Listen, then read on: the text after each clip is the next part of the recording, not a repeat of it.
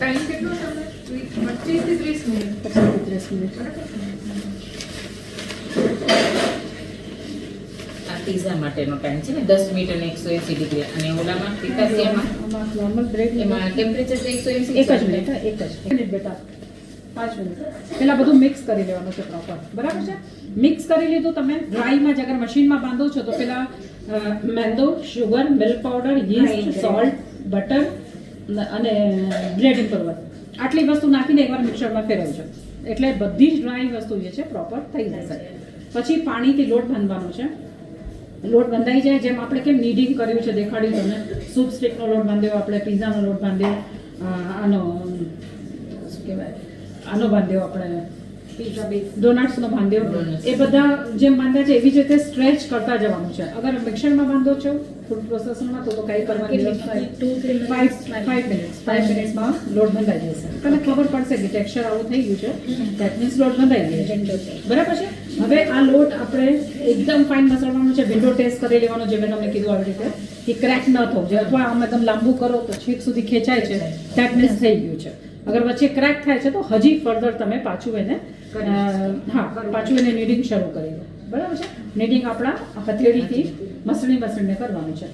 લોટ તમારો બંધાઈ ગયો પછી એને કોઈ બી ડબ્બામાં ભરી કોઈ બી બાઉલમાં ભરી ફોર્મેટ થવા માટે પહેલાં લોટ લઈ લો. ઉપરથી તેલ થોડું કાઢી દો જેથી ડ્રાય ન થાય લોટ તમારો. પછી કંઈ બી ક્લીન રેપ કરી દો અથવા કોઈ બી પ્લેટ ઢાંકી દો અને એને ફોર્મેટ થવા માટે રહેવા દો. ફોર્મેટ થવા માટે એટલે થોડુંક આમ સરસ ફૂલી જાય. બહુ વધારે રાઈસ થવા દેવાની જરૂર નથી. થોડોક હાફ એન આવર કે 1 આવર તમે રહેવા દો થોડું ફોર્મેટ થઈ જાય. પછી એને પંચ કરવાનું. જે રીતે મેં લોટ કાઢીને પંચ કરી દો એર બધી કાઢી નાખી પંચ કરી અને પછી જે શેપ તમારે દેવા છે જે બનાવવું છે જેવી રીતે આપણે વડક બનાવ્યું, મસાલા બ્રેડ બનાવી એ બધું બનાવી અને અગેન એને ફોર્મેટ થવા દેવાનું. બનાવી થોડીક વાર ફૂલવા દો, ઢાંકીને ફૂલવા દો. ફૂલી જાય પછી બસ બેક કરો. એક વખત તમારો લોટ ફૂલેલો હશે ને તો પછી તમારું ફટાફટ થવા લાગ્યું. તો એકવાર લોટ બાંધવામાં થોડીક વાર લાગશે ને થોડુંક એક પ્રૂફિંગ માટે વાર લાગશે. એ થઈ જાય પછી આઈધર ડાયરેક્ટ બી તમે કરી શકો તો એમાં થોડીક વાર લાગશે. મેં જે તમને પાઉને બધું દીધું ને એ બધું મેં લોટ બાંધીને સીધા શેપ જ દઈ દીધા હતા. એ મેં લોટ બાંધીને રાખ્યો નહોતો લાવી નહોતો. એમ બી કરી શકાય અને લોટ બાંધીને રોટને ફુલાવીને ફરી બી કરી શકાય. બેવ રીતે કરી શકો જે તમને ગમે. બરાબર છે? તમને લોટ ફુલાવીને એવી રીતે કરવું હોય તો એ બી કરી શકાય અથવા લોટ બાંધીને ડાયરેક્ટ શેપ દઈ દો તો બી ચાલે. બેવ રીતે કરી શકાય. રિઝલ્ટ બંનેમાં સેમ આવશે જેમ તમારી પાસે ટાઈમ હોય. ઘણીવાર ટાઈમ ન હોય તો લોટ બાંધીને રાખી દીધો, લોટ ફોર્મેટ થઈ ગયો, પછી પંચ મારી અને બધા શેપ દઈને રાખી દો તો પછી બહુ ફટાફટ ફર્મેન્ટેશન થઈ જાય. આઈધર તમે ઓલું કરી દો તો લોટ બાંધીને બધા શેપ દઈ અને ફોર્મેટ થવા માટે બેક કરવા માટે મૂકી દો. ફૂલી જાય બધા જેવા પ્રોપર મારું કેમ બધું ફૂલી ગયું હતું તો બસ એવી રીતે ફૂલી જાય એટલે સીધા ઓવનમાં નાખી દો. બરાબર છે? હવે એક આવ્યું કે સ્ટોરેજ કરવા માટે કે લોટને સ્ટોરેજ કેવી રીતે કરી શકાય. તો લોટ તમે બાંધી લો અને એને ફોર્મેટ થવા દો. આખું જેમ ફોર્મેટ થઈ જાય ફોર્મેટ થઈ જાય પછી એને પંચિંગ કરો. એર કાઢી દો.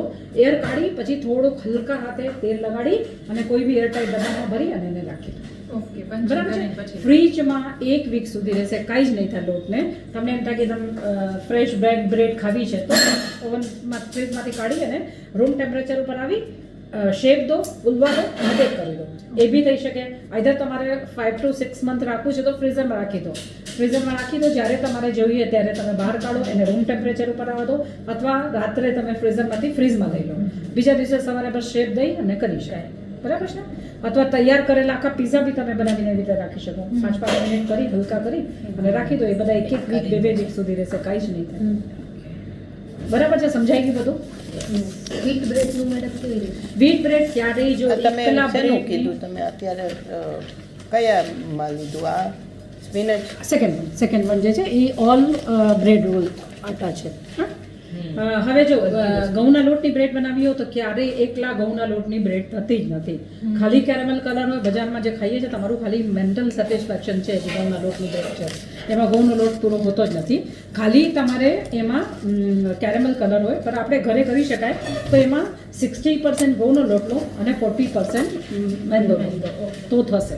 બરાબર છે? અને ગ્લુટન ગ્લુટન નાખવું જ પડશે. એમાંથી વ્હીટ બ્રેડનો લોટ લખેલો છે.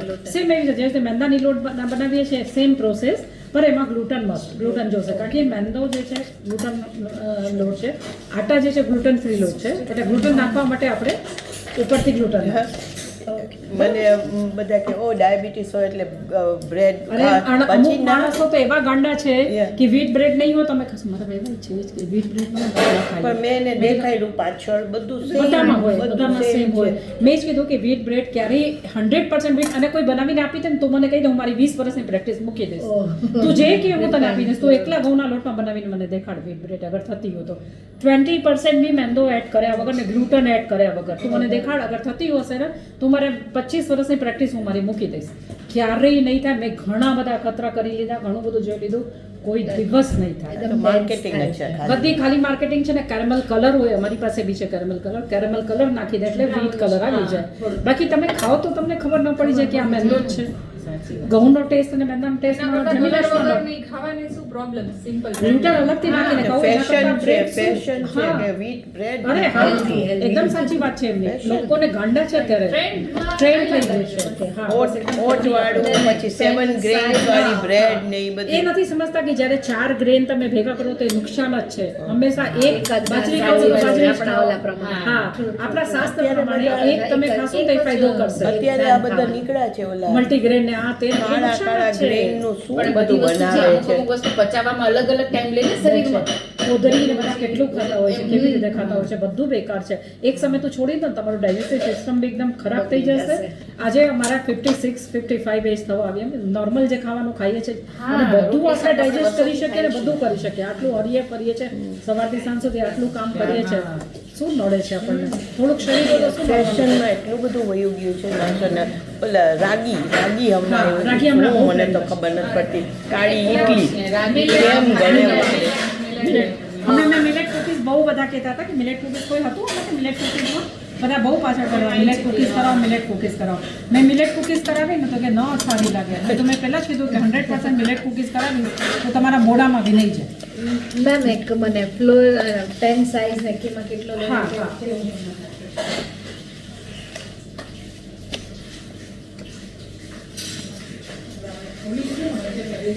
હવે જો આ મિલ્ક આપણે ફ્રૂટ બ્રેડ બનાવીએ ને તો ફ્રૂટ બ્રેડ ને વચ્ચે ક્યારેય નહીં ખોલવાની. Fruit bread is a kind of આપણી કેક. એને વચ્ચેથી ખોલશો તો બેસી જશે. મેં પિઝા મૂકવા માટે વચ્ચે ખોલ્યું એટલે થોડુંક બેસી જશે. એટલે એને ક્યારેય વચ્ચેથી ખોલતા નહીં, પૂરું એકદમ પ્રોપર થવા દેજો. હા, થઈ જાય પછી ઉપરથી તમને લાગે ને એકદમ લાલ સરસ થઈ ગયું છે પછી જ ખોલવાનું છે. બરાબર છે. હવે જો 125 ગ્રામ વાળી ઉપર જ. નથી બેન? 125 ગ્રામ મેંદો એ 1 નંબરની બ્રેડ લોફમાં 250 ગ્રામ 2 એટલે નંબર શું એટલે બ્રેડના જે મોલ્ડ આવે ને એનો નંબર હોય 1 નંબર 2 નંબર 3 નંબર પેલા 125 ગ્રામમાં 1 નંબર એક નંબર. અને 250 મોલ્ડ નંબર 2 પછી ગ્રેજ્યુઅલી જેમ જેમ થશે એમ એમ હા. અને આનો તો મેં તમને કીધું કે 50 ગ્રામ 50 હા, એ 40 80 અને અને 100 બરાબર છે. બાકી તો તમને જે કરવું હોય કોઈ બી સાઈઝના મોલ્ડમાં ક્યારેય કરી શકાય. જે શેપ જેવું હોય કાંઈ ખરીદવાની જરૂરત નથી અલગથી. તમારા ઘરમાં જે મોલ્ડ પડ્યા હોય ને એ મોલ્ડમાં તમે બધું બનાવો. જે તમે બનાવશો એ ફેશન હા, બસ. ગમે ત્યાં જે બનાવવું એ બનાવી શકો. માઇક્રોવેવમાં ક્યારેય નહીં બને ને? માઇક્રોવેવ કન્વેક્શનમાં ચાલશે. મારી પાસે છે ઓવન લઈને આવી છે. હા, કન્વેક્શનમાં થશે પણ માઇક્રો મોડમાં કાંઈ નહીં થાય. માઇક્રો મોડમાં કાંઈ કરવાનું નથી. કન્વેન્શનમાં આ બધા મોડ આવે પછી આ એક મિનિટમાં હા બધે હા ચાલશે. હા, જ્યારે લઈને જાય. કન્વેક્શન મોડમાં જાય છે ત્યારે ઓટીજીમાં જ ટર્ન થઈ જાય છે. તો તમે કોઈ બી મોડ યુઝ કરો, ખાલી માઇક્રો મોડમાં નથી યુઝ થતું, બાકી બધા મોડમાં થશે. ગ્રીલમાં બી થશે અને કન્વેક્શનમાં બી થશે. તમારા ઘરના સ્ટીલના વાસણ બી યુઝ થશે. ડાયરેક્ટ સોસ લગાવીને ગ્રીલમાં બી થશે. હા, ડાયરેક્ટ સોસ લગાડીને બી થઈ આપણે આવી રીતે પ્રી બેક ન કરીએ તો ડાયરેક્ટ વણીને સોસ લગાવી જે સ્પ્રિંકલ્સ કરવું એ કરી અને એમાં શું છે એમાં ફૂલ સેવ ઓછું મારા જે ડોમિનોઝ સ્ટાઇલ પિઝા છે ને એ બધા એવા જ છે, વણીને સીધું લગાડીને ને મેં કર્યા છે. હા, એ ફૂલ બધા સેવ ઓછું એમાં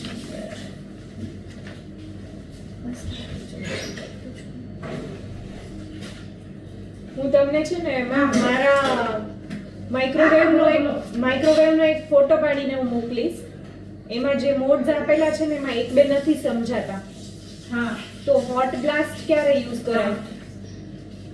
હું તો લઈને જ બોલો બોલો સાંભળું છું. અચ્છા, એમ નહીં કે એમને કે પણ સવારે તમે બનાવો છો તો તમારે કેમ રૂમ ટેમ્પરેચર લેવું છે? હું નથી કર આ પૂછે છે નહીં એ ફોન ના, ના, ના, ના. ફોનમાં વાત કરીશું. બે હા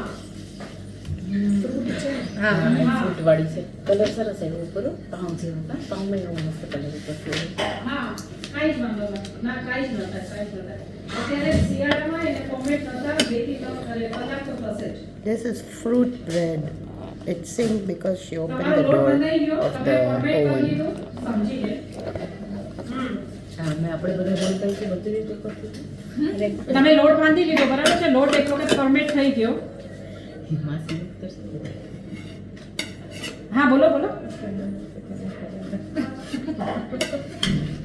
કલાક બે કલાક રાખો પાછું ફૂલી જાય પાછું પંચ દઈ દો. સરસ છે કાકુ. હું તો ચાલુ જ કરતી હતી.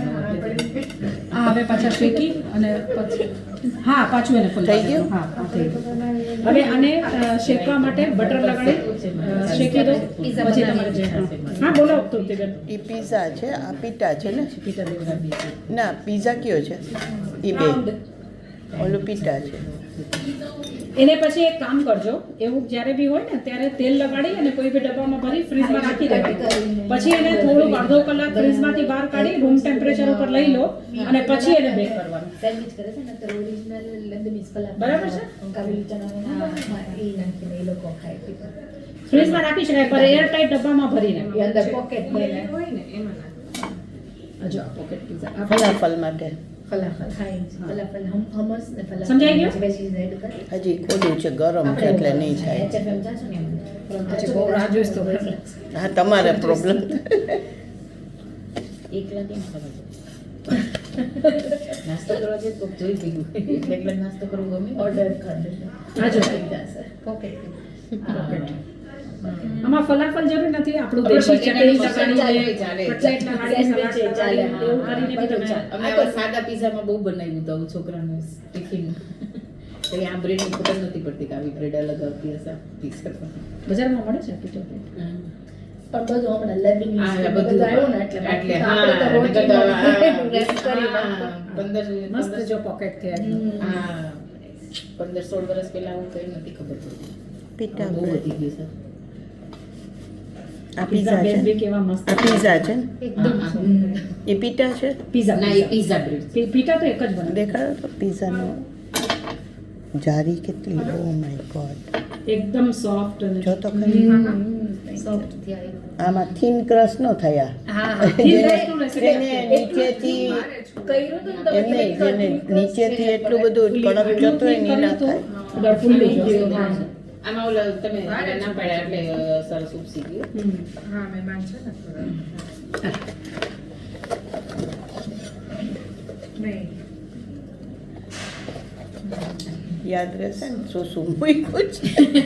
એ તો ટેસ્ટ કરશો તો ખબર પડી જશે કઈ વસ્તુ કઈ છે. પડી જશે અને સ્વીટ ખબર પડી જાય બધું અલગ અલગ છે.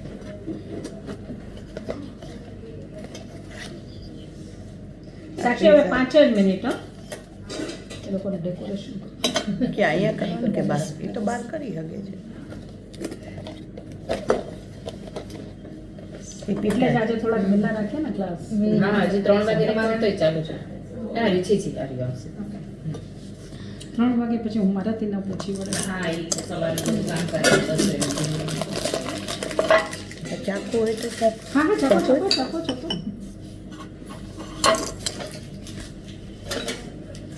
પીઝા આ બી એકદમ ઠંડુ થાય પછી જ આને કટ કરવાનું ગરમ ગરમમાં અરે બેન દેવાનું બધું દેવાઈ ગયું ને અંદર અમે કાંઈ નથી ને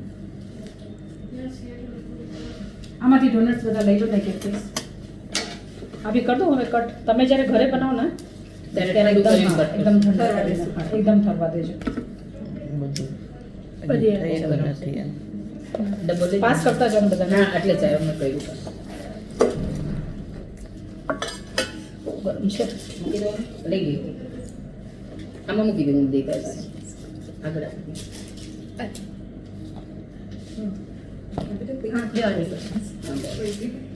શું છે? તમારે આ ફ્રૂટ હા ફ્રૂટ થોડા બસ એક જ બસ હું એક જ બાકી છું. આ લોકોને બધાને ચખાડી આ કેક જેવું છે. હા હા એ કેવું છે બ્રિટાનિયાની રેડી કેવી સરસ સ્વીટ